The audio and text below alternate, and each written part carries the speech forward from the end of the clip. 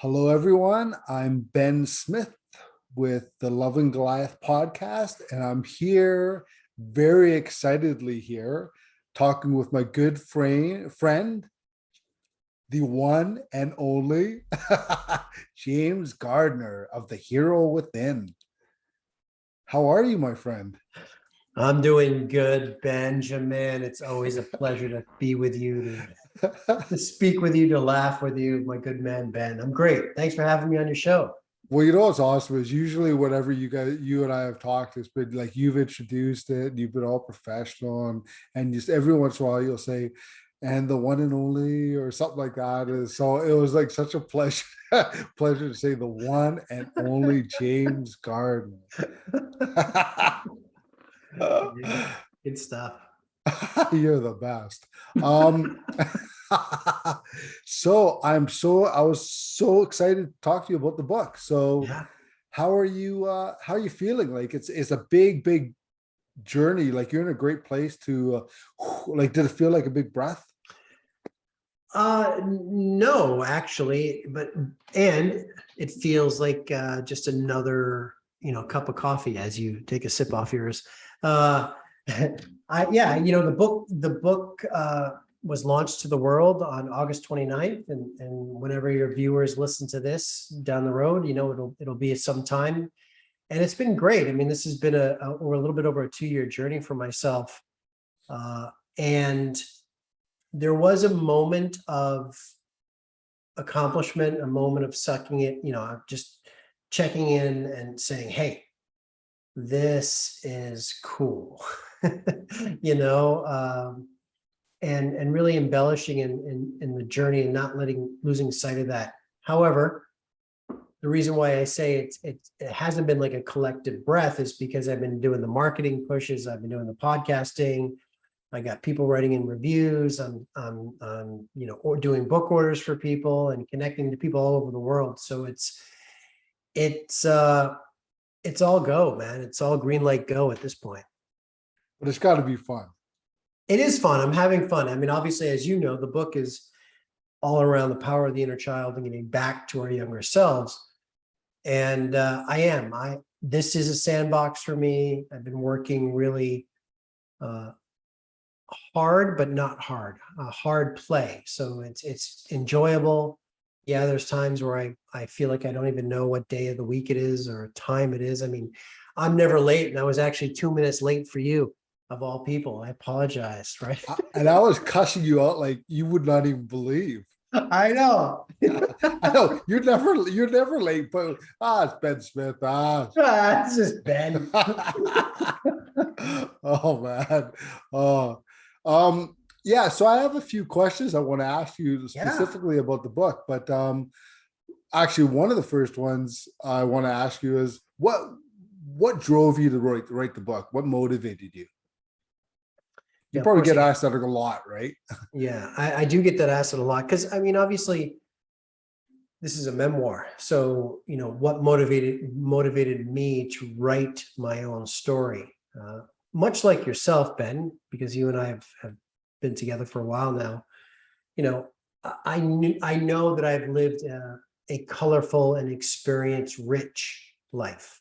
I've done a lot of things, seen a lot of things, so forth, made a lot of bad mistakes along the way, learned from them, pick myself up, so forth and so on. So in terms of the work you and I do a lot of speaking, right, and coaching and so forth. And so when I would get on podcasts and speak over the last number of years, people just kept saying, God, you should write a book.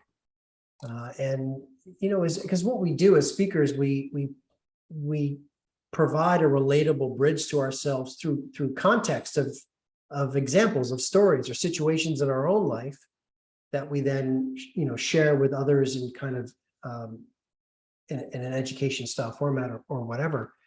And so when I have all these things that I draw from, people always inevitably say, my God, James, like, you need to write a book. This is insane. So I did. So I wrote a book finally, and it felt right, though. It was something that it was in the back of my mind for a little bit, but more like a little whisper. I didn't give it much thought. And then, a few universal moments happened. a few people telling me to write the book, and it all just kind of lined up, and then it was time. So there was no real, like what I'm hearing from you is there's no real burning ache to write a book. It just kind of crept up because people kept asking you to. Yes, yes.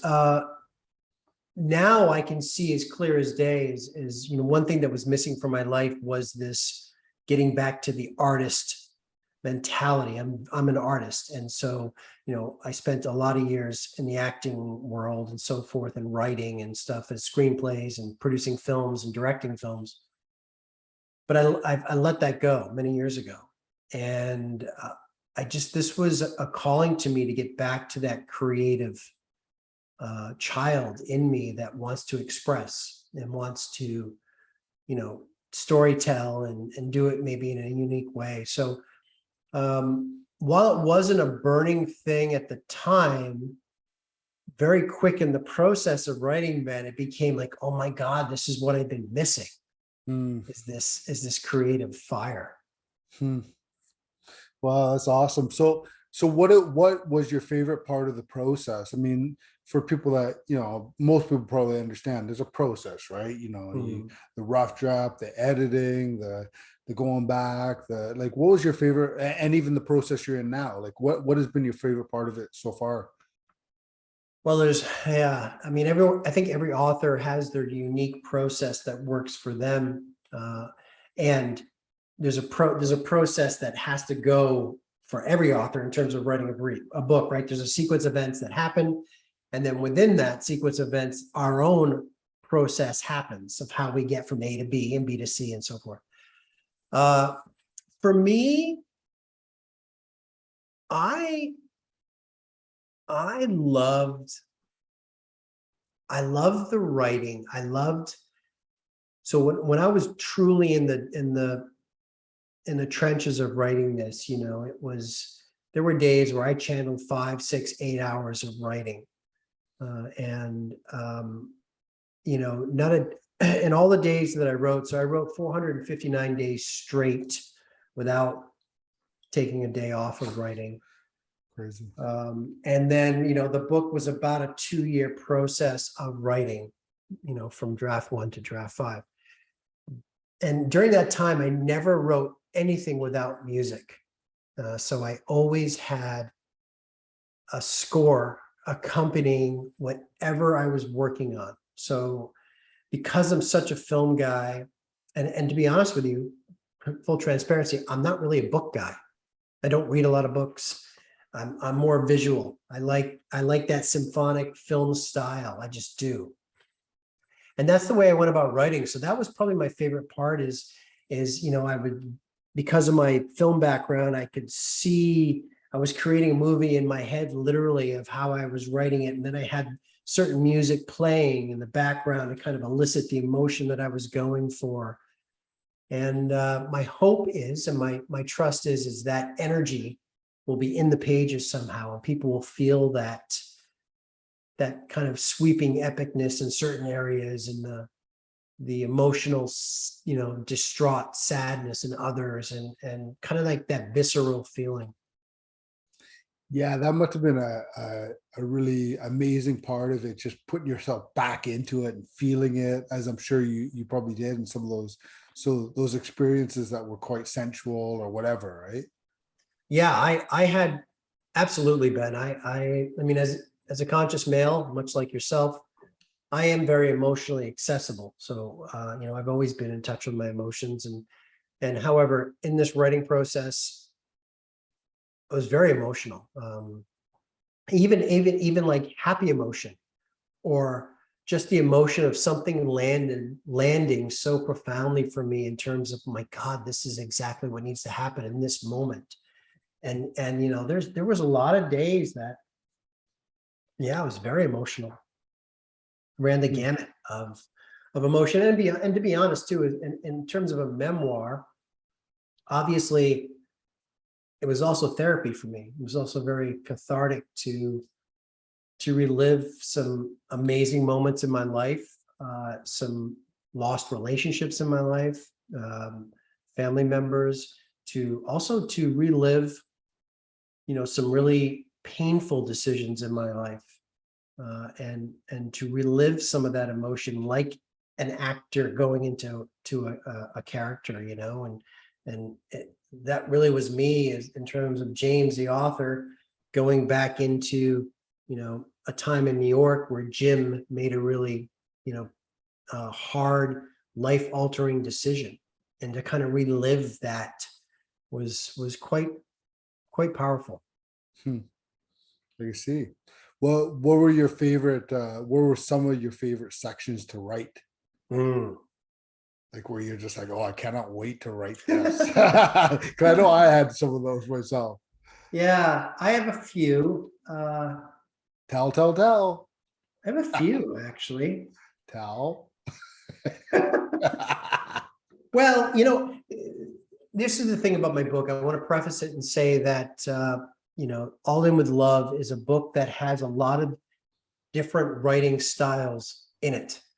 So I loved my chorus section. So I have these just one-page chorus sections. There's 7 of them throughout the book that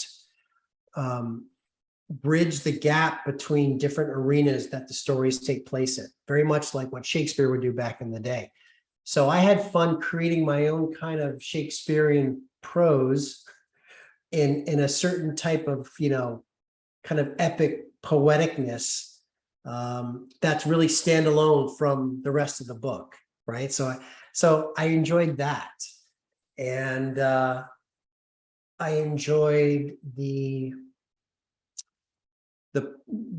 poetic style with which I like to write, in terms of,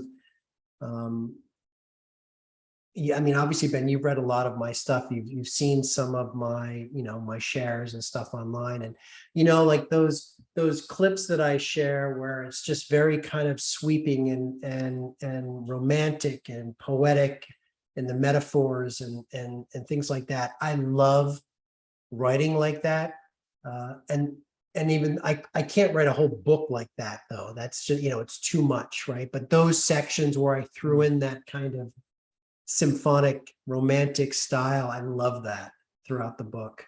I love those. I love those pieces that you put in there, like, because they're very artistic, and they're beautifully written, and they're just, yeah, like I say, they're symphonic, I guess. Yeah, thank you for saying that. They are like my little artistic brush, where I got to dance a little bit more as a writer, as opposed to just, creating, a story so the reader can understand what's going on, right? And I enjoyed sprinkling those in, and there may be, for some readers out there, it might be too heavy-handed on that, and some readers are going to want more of that. That's the blend. Two other things. I loved writing my childhood arena. Was probably my favorite. So from Really? when little Jimmy was born until little Jimmy moved to New York City. So from 0 to 23. I mean, it starts when I'm 7 years old. So from 7 to 23 is how you meet Jimmy in the book, and I just love that time frame, and there's a lot of humor in there. There's a lot of wit in the dialogue. There's because it was innocence, right? And I think the journey as you progress in the book is about lost innocence, and then innocence finally regained. But in that lost innocence, then it becomes darker and more emotional, and there's more kind of traumatic things, and it goes from like a Stand By Me style Spielberg feel in the first quarter of the book, and then it slowly goes into a Scorsese kind of rough and tumble street cred New York City, and then it kind of goes into more of like a Terrence Malick kind of Darren Aronofsky style, just really kind of guttural, emotional, distraught at times, dark at times. And then we come out of that, and we get back to back to the lightness, you know?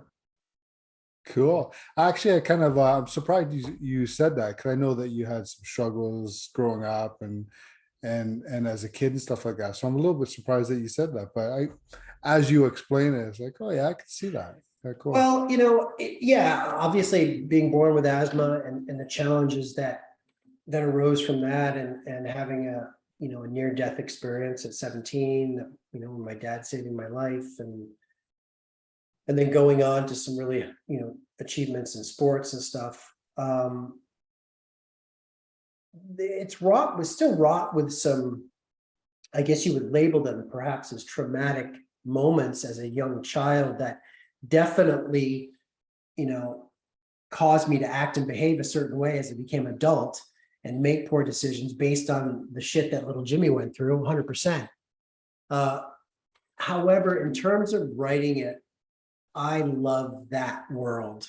You know, I love my neighborhood. I loved that time of being a kid and you know, playing every day. I grew up in a neighborhood where there was, you know, 8 to 10 of us on every day that would meet at the bottom of the hill with our bikes and be like, okay, what are we doing today? Like every day, that was it. Like, you know, that was our street. We had, every house had kids. It was amazing. And, you know, the adventure and the life lessons and all that. So I just really enjoyed it. And of course, as you know, rowing is such a huge thing for me, you know, getting into the rowing world at university, times that, you know, are forever like just the high points of my life in terms of, you know, memories and love, you know. 'Cause I was gonna ask, my next question was gonna be like, which moments, and I know you're probably gonna be like, well, read the book, read the book, read the book for people, but but I wanna like I was gonna ask, what are the moments where, or if you had to pick one or two moments where it was like, it's so great to dive back into that. It's so great to dive back into that and relive it and refeel it. Aside from, like you said, I mean, you had your childhood, but beyond that, I mean, you kind of answered it here, but No, I no, want to be more.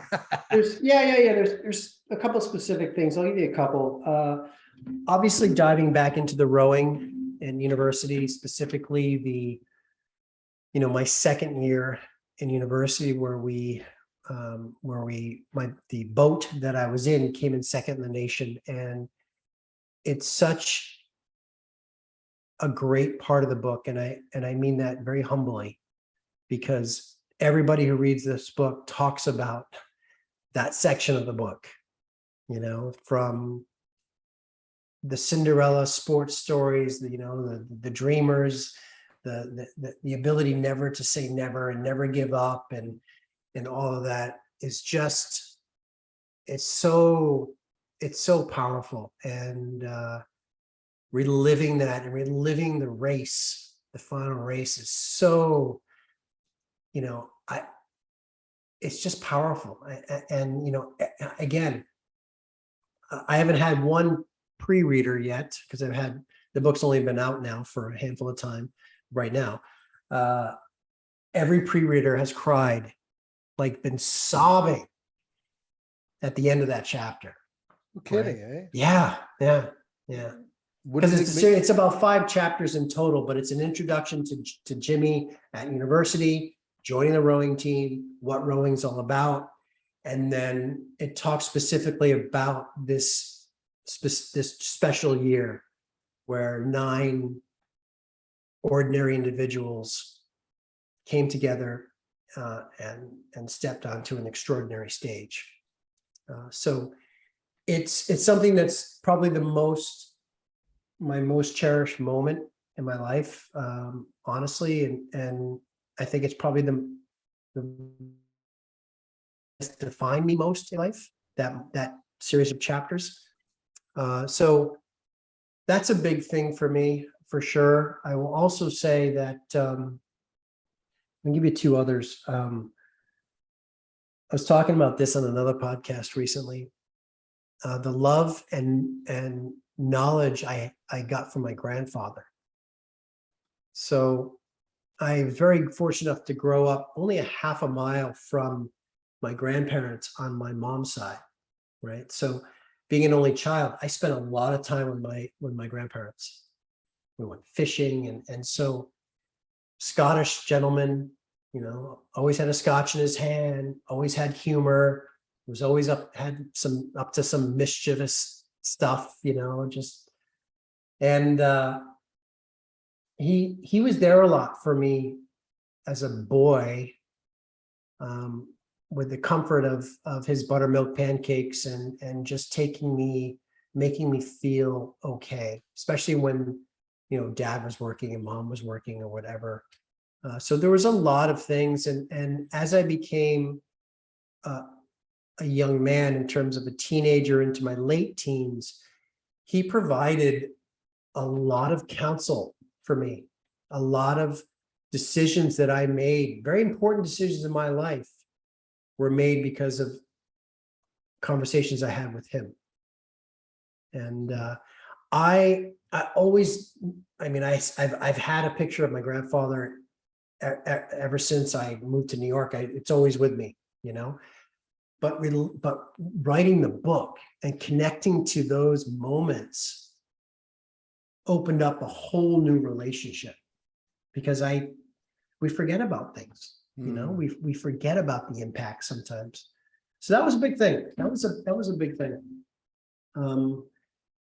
And then I'll just say lastly, Ben, so many. I'll say this towards the end of the book. I'm going to say that I really enjoyed writing the fantasy element of the book, and I can explain what I mean by that, because it's not all of a sudden I'm like doing sword and sorcery in the book, but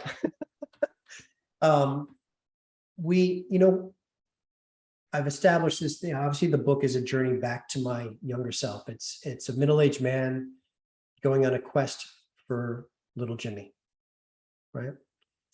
So in the beginning of the book, in that Jimmy phase, I talk about the things that Jimmy loved, the movies of Spielberg, the Indiana Jones, and the roadie. He was roadie Jimmy, and from Rhode Island, right? So it was roadie Jimmy, and Star Trek, the love of Star Trek, and the Gorn, the famous lizard creature that would fight Captain Kirk on the Zenith television, right? and then towards the end of the book, where James is now a middle-aged man and goes into the jungle of his own mind to find out and rediscover who he is after a life-altering decision. As he's going in the jungle, I've created different chapters that replay different elements of Jimmy while James is on the search back to Jimmy. That makes sense. So, for example, one of my favorite chapters is where I take my two young girls, on a camping trip. And this is after I left our marriage, and our relationship's very rocky. And there was a lot of guilt, right? That I had over their mom, over them. And so I write the chapter is me enjoying this amazing time, but we're at a campfire, and then they start to ask me to tell them a story. So then I tell them a story about when Jimmy went canoeing with his dad, right? And so I built that in. But then it goes one step further into a fantasy element where James is in the jungle of his mind, and he has to fight this mythical beast. And this beast is the Gorn of guilt, right? Like the Star Trek Gorn, but it's the Gorn of guilt. And so, the James in the jungle has his Star Trek style uniform on, Captain James, because I always wanted to be Captain Kirk. And, and so I weave in fantasy elements that are going on in James's head while he's in the jungle trying to come to terms with a lot of stuff. So that I really enjoyed writing that element of the book too, because I thought it was a nice kind of tie-in to the beginning. And I thought it was from a writing standpoint and an artistic standpoint, I thought it was really creative and intelligent. Mm, So I really enjoyed that. nice.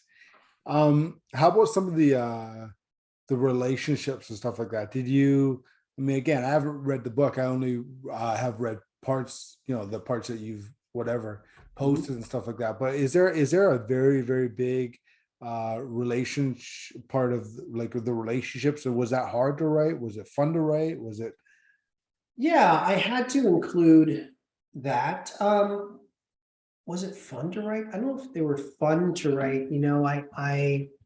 I kind of, in the story of my life, I went over some key relationship moments, from the awe and just innocence of my high school sweetheart and that experience, and yet how, even then, when warriors are called to adventure, meaning I knew something in my spirit was, I want more than just to stay in a small town, and things like that,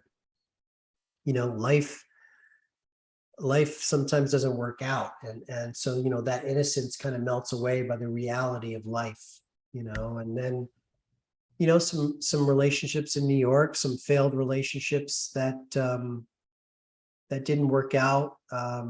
Whether I was brooding as an actor, right? I was just too much in that my own shit to really be present in a relationship.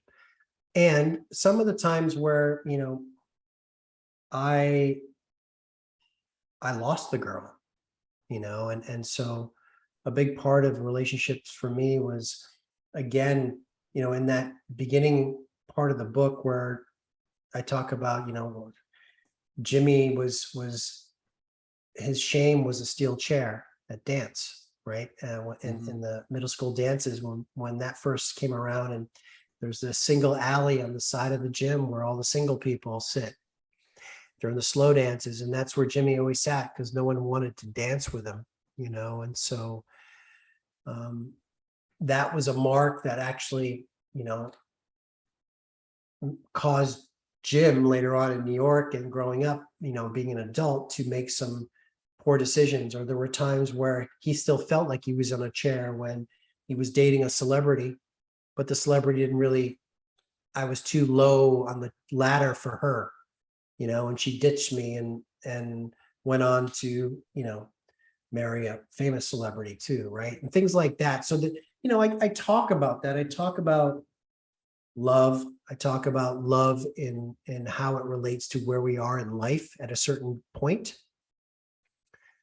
Um, Failed marriage, infidelity. I have I've shared it all in there in terms of, just in terms of understanding that for me in the book, it's about acceptance. You have to take ownership, and you have to stand in that. You have to accept, that you've caused pain. You have to accept that you've made bad decisions. It's what you do with that knowledge that is the most important thing. Yeah. Hmm. Yeah, I imagine like for a lot of writers doing the whole relationship, like, good and bad must be like a real yeah, a land of like landmines all over the place as far as that goes. Well, yeah, I think, God, everybody has their own history of relationships, and you know, there are those people out there that, date the one person and they end up marrying the one person and they're happy as a pig in poop. Amazing. God bless them. Right. But I think for a lot of us, that's not the norm, Yeah, yeah. especially, and I'm going to speak for you too, uh, if I may, that, I think we've both been on a conscious journey of stepping into a higher state of ourselves, and even the trials and tribulations that you went through, Ben, and even the decisions that I made back then, I think the underlying thing in both of us was we were still good guys. Like we were still had this spark of like, we're trying to find things. We're trying to figure out what is it like, how to be happy, what, trying to ask those questions in life, and yeah, I think when you do that, then you're seeking answers. Sometimes those answers are not in a certain relationship, and there are people in the world that I think are constantly evolving, and I do consider myself one of those. So in terms of some of those relationships, which all were amazing, all, made me a better person in their own unique way. And they also served a certain level of growth for me. Right. Mm. And for me now, now I'm at 53 in the book when the book kind of ends when I'm like 51, if you will. Right. But in that growth period, that's when I realized I went back and got everything for here. And so now I'm crystal clear on a lot of stuff of what I need in relationships, in business, in life, and so forth. Right. It's just a learning process, though. Mm. I find that really interesting. I don't want to interject myself too much into this, but I've heard people kind of say when I was younger, it's like, dude, you're a whore. It's like, no, I'm not a whore. I'm just like, I'm not a whore at all, but I just like, you're just navigating, you're looking for experiences, right? And you're learning, right? Yeah, and it's unfortunate, Ben, because that's a whole other conversation. But that concept of that 3-letter word, sex, and stuff, it's just what everybody seems to want to have an opinion. Everybody seems to want to judge or invalidate someone's past behavior, someone's present behavior, or whatever that is. And it's one of the many sad states of the current world that we live in, unfortunately, in my opinion. But yeah, like some people have less experiences than other in relationships, sexual, whatever it is, and some have more, and some have more for a variety of reasons, Mm-hmm. right?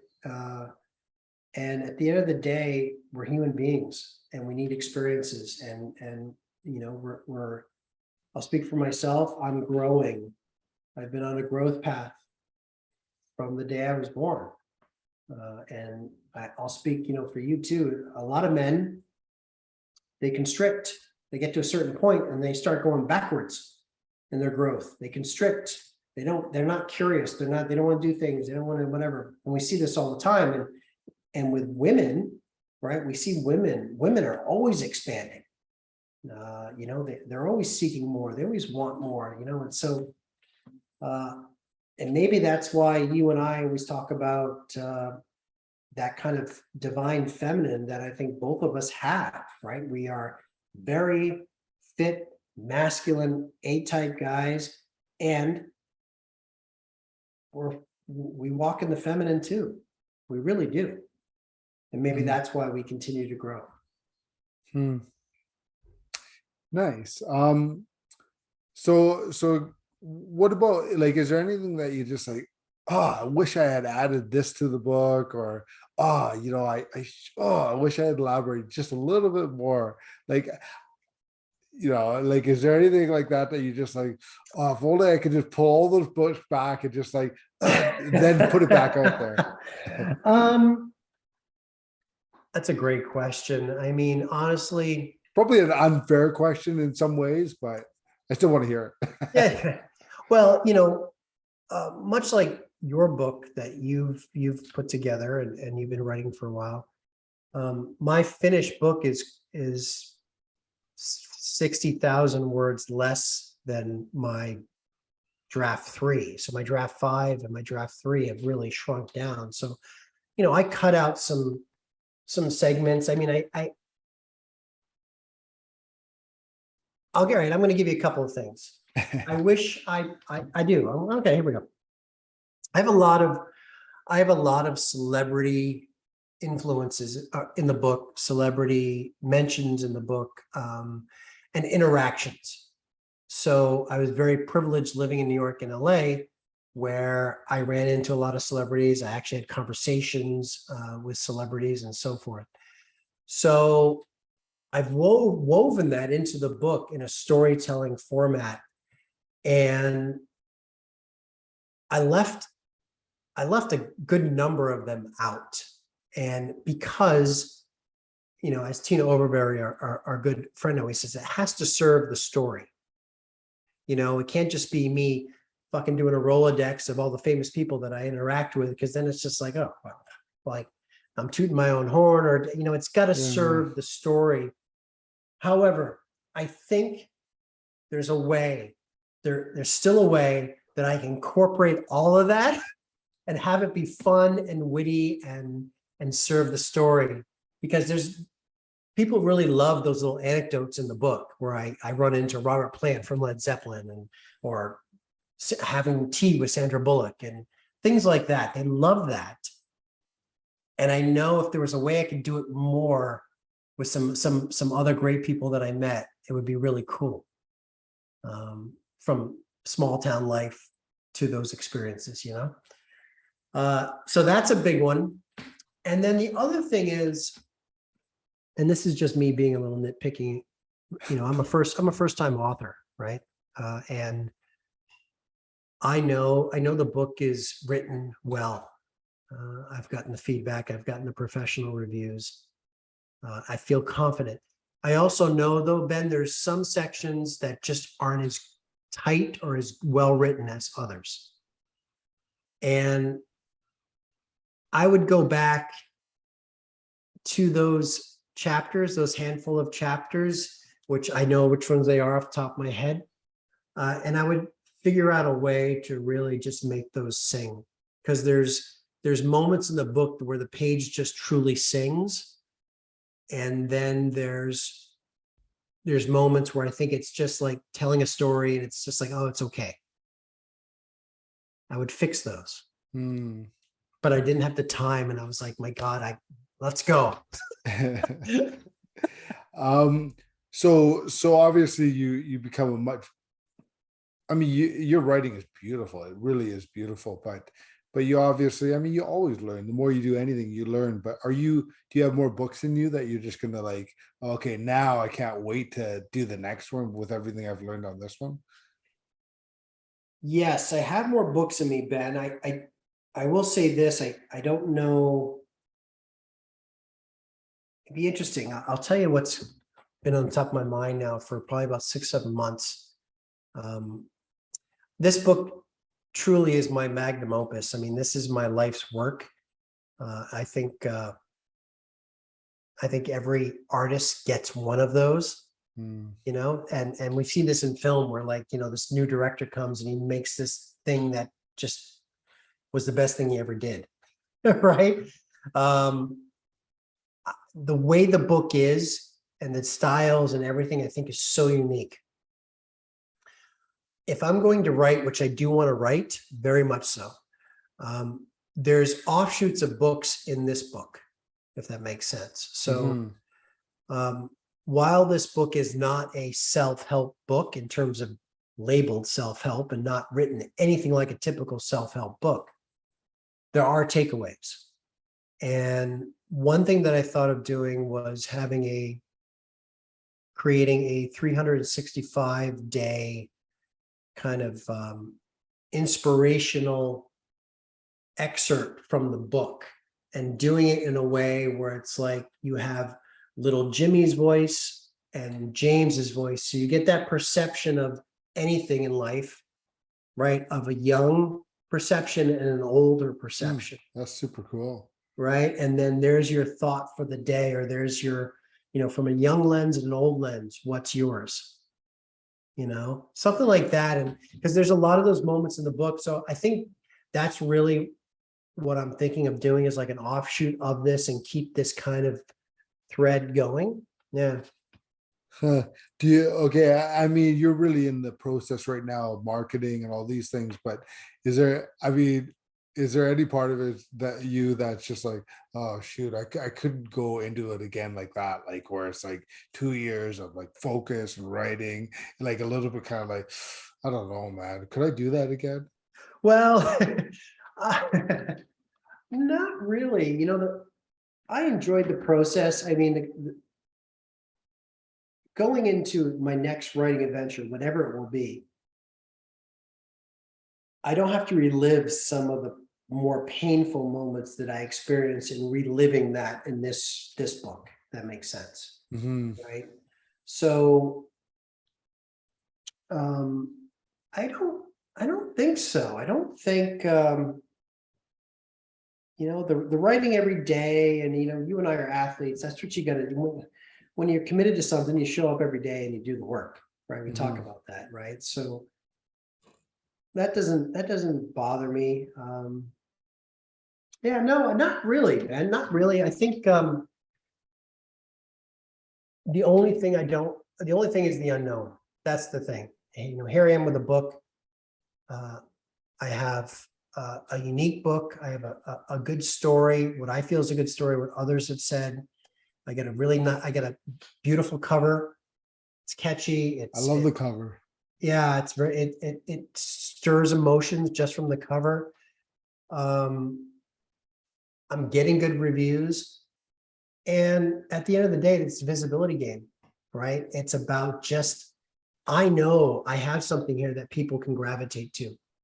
They just have to find it. And that unknown is is just like that bully on the playground bonking me because I'm in the marketing right now, but it's just like I gotta go.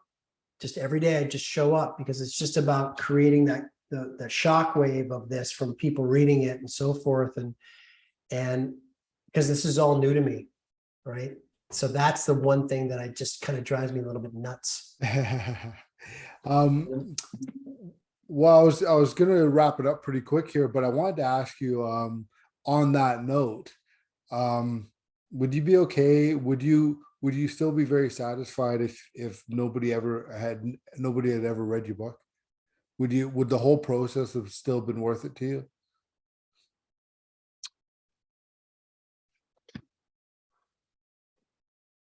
It's kind of a heavy question, right? That's a heavy question.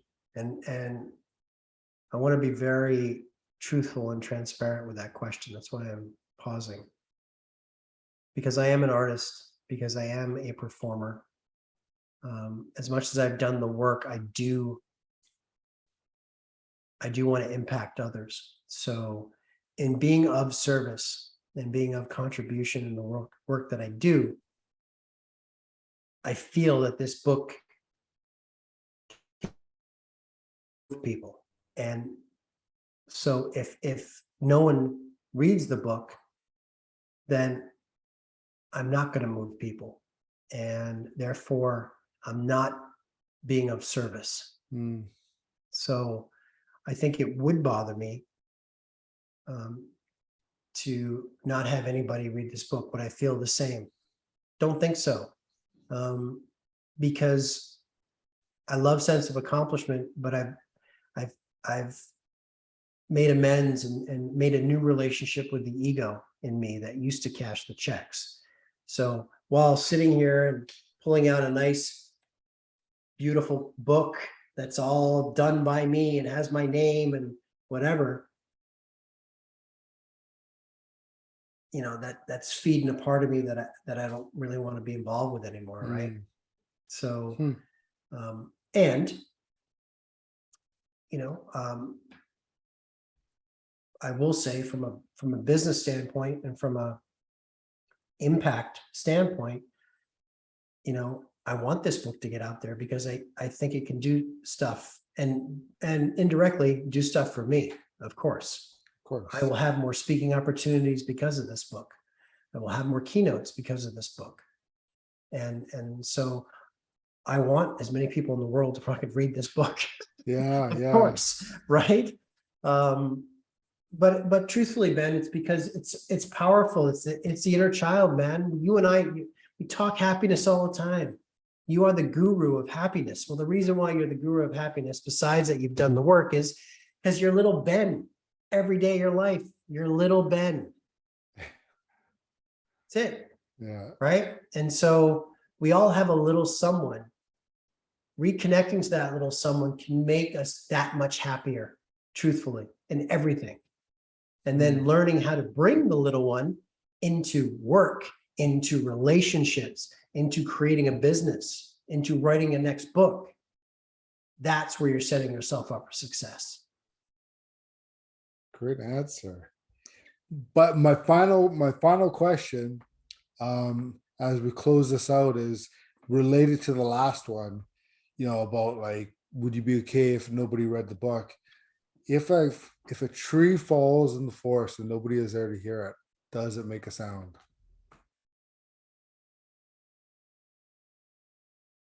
We're all waiting to hear this, James. Come on now. You just gave us a super enlightened answer about the book and purpose and stuff like that. We're counting on you. Does it make a sound?